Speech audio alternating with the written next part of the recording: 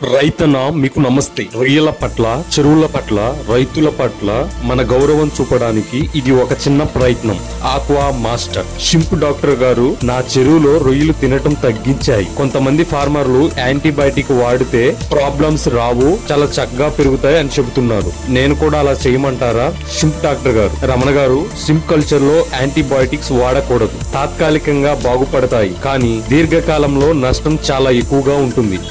రైతు రమణ గారు, ఎలాంటి నష్టం జరుగుతుంది డాక్టర్ గారు అని అడిగారు. షింప్ డాక్టర్ గారు చెప్తున్నారు, చూడండి రమణ గారు, నీటిలో ఉన్న మంచి బ్యాక్టీరియా చనిపోతుంది, రొయ్యల యొక్క గట్ హెల్త్ చెడిపోతుంది, రొయ్యలు రెసిస్టెన్స్ పొంది తర్వాత మనం ఇచ్చే మందులు పనిచేయవు. హార్వెస్ట్ సమయంలో యాంటీబయాటిక్స్ ట్రేస్ అయితే మార్కెట్ లో రిజెక్ట్ అవుతాయి, మీ రొయ్యలకి అంత విలువ ఉండదు, ఎక్స్పోర్ట్ క్రెడిబిలిటీ కూడా తగ్గిపోతుంది. రమణ గారు ఆలోచిస్తూ, అంటే తాత్కాలిక లాభం కోసం పెద్ద నష్టం అవుతుంది కదా?